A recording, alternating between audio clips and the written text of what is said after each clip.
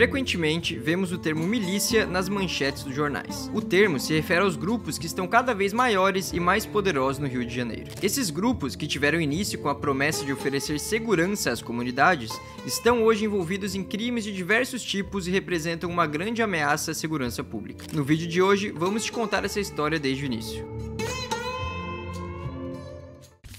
Fala galera, tudo certo com vocês? Eu sou o Lucas Filos, esse aqui é o Planeta Novo, seja bem-vindo se você não conhece aí no canal, se você conhece, seja bem-vindo também, é claro. Hoje a gente vai falar de um tema que gera muita curiosidade já há algum tempo, mas cada vez mais ele vem ganhando relevância, vem ganhando as manchetes dos jornais, como a gente citou anteriormente, então é um tema que a gente tá cada vez mais vendo na mídia, vendo acontecimentos relacionados a isso, e muitas pessoas têm dúvida do que realmente isso representa, de onde veio essa história, como tudo começou, então a gente vai contar no vídeo de hoje pra vocês. Antes disso, vou apresentar aqui meu parceiro Digo Black, que tá por trás das câmeras. E aí, Digo, tudo certo? E aí, papito, tamo tudo bem? E você, como é que tá? Tudo tranquilo também. Qual vai ser a meta de likes pro vídeo de hoje? A meta de likes hoje eu quero 7.227.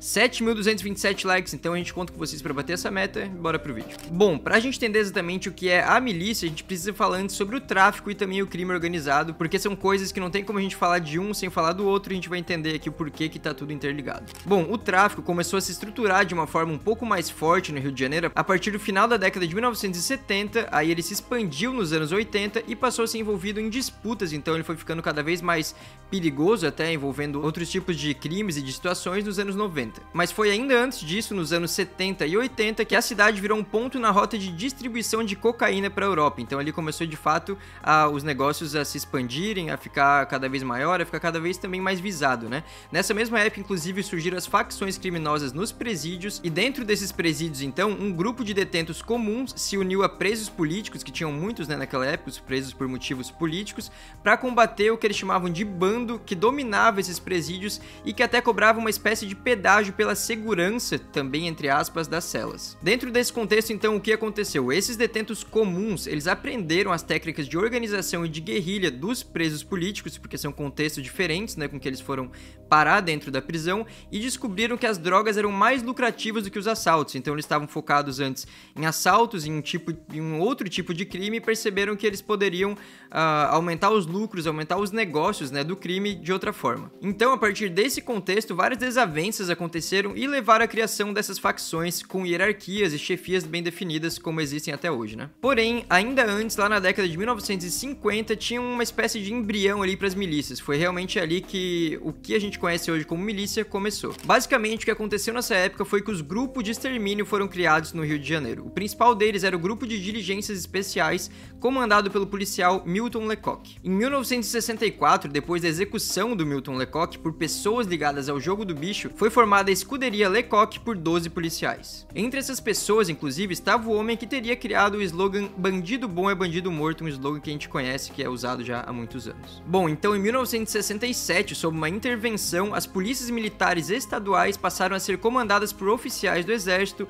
e usadas também para combater opositores da ditadura militar. Nesse momento, então, foi feita uma aliança entre integrantes do regime e também do jogo do bicho, e tudo isso ia se expandindo no Rio de Janeiro. Então veio o ano de 1969 e ali aconteceu um momento bem importante para essa história que a gente conhece hoje da milícia. Foi formada a comunidade Rio das Pedras, na zona oeste do Rio de Janeiro. Essa comunidade foi criada a partir de 10 famílias que tiveram seus terrenos desapropriados pelo governo. Mais alguns anos se passaram e em 1980 veio outro ponto bem importante, que entrou na história os policiais, chamado de Polícia Mineira. Por que Polícia Mineira? Não tem nada a ver com Minas Gerais ou com algo do tipo. E também não tem a ver com mineração como a gente conhece a mineração. Na verdade, esse apelido fazia referência ao fato de que eles, em seus momentos de folga, mineraram dinheiro com o comércio local, fazendo bicos de segurança. Eles passaram então a controlar a Associação de Moradores de Rio das Pedras, fazendo justamente esses bicos, né, que são chamados assim, que ao longo da história se tornaram algo muito maior, mas começaram como uma espécie de bicos. O policial ali no horário de folga falando, não, agora eu vou ganhar uma graninha fazendo a segurança de comércio tal, de rua tal, de tal avenida, enfim, de lugares dentro dessa comunidade. Bom, mas aos poucos esse assistencialismo foi crescendo, foi ficando cada vez mais forte, e a polícia mineira começou a cobrar taxas, inclusive cada vez maiores, pela tal segurança que eles ofereciam. Então os comerciantes, principalmente, pagavam para que policiais não permitissem que a comunidade fosse tomada pelos criminosos. Só que com o tempo, essa taxa, que era paga apenas por quem queria, lá no início, começou a se tornar obrigatória, e então começaram inclusive denúncias de abusos. Essa então é considerada a primeira milícia do Rio de Janeiro que se consolidou consolidou na década seguinte, e essa prática então foi se expandindo com outros grupos, outras localidades e também outras particularidades, né? Cada grupo tinha algumas características específicas também. Então veio a virada de século, começaram ali os anos 2000 e ali sim que as milícias ganharam muita força. Principalmente a partir dessa época, né? Policiais e ex-policiais corruptos passaram a oferecer segurança em várias comunidades com justificativa de resguardar os moradores do tráfico, principalmente. Essa taxa de proteção, então, ela se tornava de certa forma uma taxa de exploração, e paramilitares também passaram a impor um monopólio de serviços como serviço de internet clandestina, distribuição de água, distribuição de gás. Então eles passaram a entrar de diversas formas, né, ampliando muito mais o ramo de atuação deles, digamos assim, dentro das comunidades e das casas das pessoas também, né? Aí olha só, pra gente entender como a milícia foi entendida ao longo do tempo, como realmente foi mudando a percepção dela, tanto das pessoas que estavam próximas, pessoas na mídia, enfim, pessoas no geral, os primeiros relatos mais amplos, digamos assim, sobre a expansão da milícia, descreviam ela como uma forma de segurança alternativa, não era vista exatamente como algo errado quando ela começou a ser divulgada, e na mídia a ação das milícias começou a ser divulgada apenas em meados de 2005, então era algo que já existia, mas ainda não tinha tanta atenção do Brasil em si, era algo mais local e as pessoas não tinham tanta noção de como funcionava, do que exatamente era. Em 2005, então, veio esse momento importante de divulgação para mídia, principalmente, que foi quando o jornal O Globo denunciou grupos que cobravam pela segurança, marcando símbolos como trevos de 4 folhas e pinheiros na casa dos chamados clientes, para mostrar ali quais casas eram protegidas por cada grupo. Isso existe, inclusive, até hoje, então algumas casas ali de comunidades que são controladas por milicianos são marcadas com uma espécie de selo ali, né, de um símbolo para dizer que essa casa está protegida por grupo tal. Bom, aqui tem um ponto importante também, porque de início muitas pessoas das comunidades apoiaram essa prática, então apoiaram a chegada desses grupos, porque viam ali policiais, pessoas que têm uma experiência no sentido de segurança, de proteger, chegavam ali perto da casa delas, do comércio delas, então via como uma coisa positiva, né? É bom ter um policial aqui porque ele vai ajudar a inibir o crime, de certa forma, vai trazer uma segurança para essa pessoa, para essa comunidade. Inclusive, essa ideia cresceu tanto, foi tão compartilhada, também tão difundida entre essas pessoas, que chegaram a eleger líderes de milícias a cargos políticos, como inclusive de vereador e de deputado. Inclusive, de início, muitos jornalistas, políticos e até prefeitos apoiaram a milícia, então não era visto como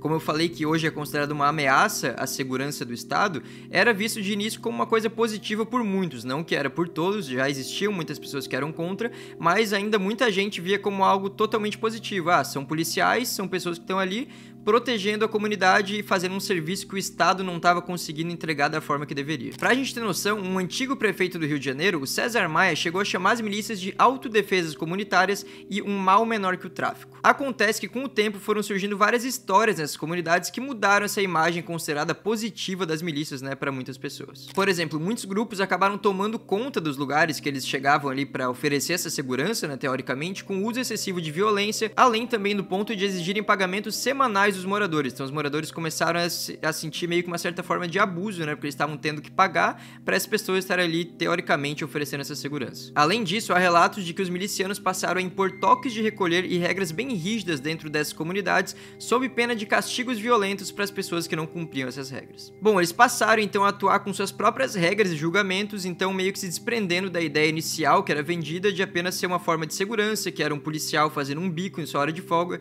Então o negócio foi ficando muito maior, muito mais amplo e também diferente, porque o ramo de atuação já era totalmente descaracterizado da ideia inicial. No ano de 2008 veio outro ponto importante na história das milícias. Nesse ano, a equipe do jornal O Dia foi torturada na favela do Batã, que fica na zona oeste do Rio de Janeiro, ao se infiltrar nessa comunidade para cobrir a atuação da milícia. Por conta disso, um caso muito extremo, muito cruel também, né, muito triste isso que aconteceu, a Assembleia Legislativa do Rio de Janeiro instaurou a CPI das milícias, que terminou com o indiciamento de 225 pessoas, incluindo vereadores e deputados estaduais. O que para muitos essa CPI fez, então, foi demonstrar o verdadeiro papel dessas organizações. Então, aos poucos, a ideia da milícia, como eu falei, ela foi mudando. Ela começou de uma forma, depois teve um meio termo ali, e aos poucos ela estava já indo para um outro lado de ser considerado cada vez mais uma ameaça, algo negativo, e não exatamente aquela ideia positiva que ela passou para muita gente no seu início, né, digamos assim, e também por muitos anos. Para a gente entender um pouco melhor esse ponto, a gente pegou um trecho do relatório A Expansão das milícias no Rio de Janeiro, uso da força estatal, mercado imobiliário e grupos armados, que foi feito pelo Grupo de Estudos dos Novos Ilegalismos da Universidade Federal Fluminense. Esse relatório diz o seguinte: as milícias atuam em territórios de moradia de baixa renda, onde controlam ilegalmente ou cobram taxas extorsivas sobre os mercados de serviços essenciais como água, luz, gás, TV a cabo, transporte e segurança, além do mercado imobiliário. Sabe-se que tais controles são exercidos de maneira arbitrária por meio de ações coercitivas como espancamentos, tortura e homicídios. Sabe-se ainda que as milícias se envolvem em disputas territoriais violentas entre si e com comandos do tráfico de drogas e que em diversas áreas elas também lucram com a venda de drogas. Então, basicamente é isso que a gente falou, né? Se antes se vendia a ideia de que as milícias serviam para proteger os moradores das facções do tráfico,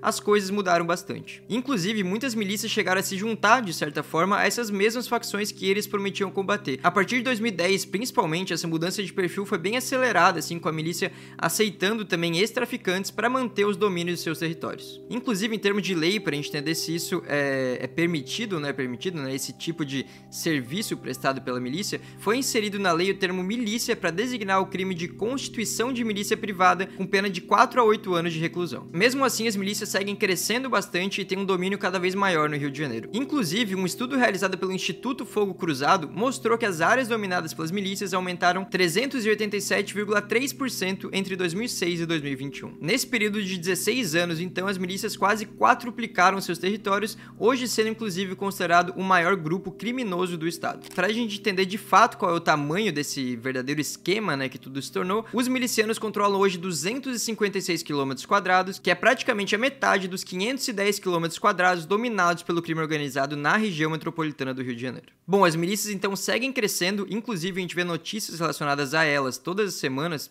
às vezes tem semana que sai várias coisas relacionadas à milícia na televisão, na internet, a gente vê bastante notícias sobre isso, né? Algumas até a gente traz aqui para o nosso canal, e eles então vão se aproveitando desse contexto de um estado fragilizado e algumas outras crises que atingem também, assim como outras partes do Brasil atingem principalmente o Rio de Janeiro, como é bem contextualizado para essa região, e hoje então a milícia é considerada como a principal ameaça à segurança pública de todo o estado do Rio de Janeiro.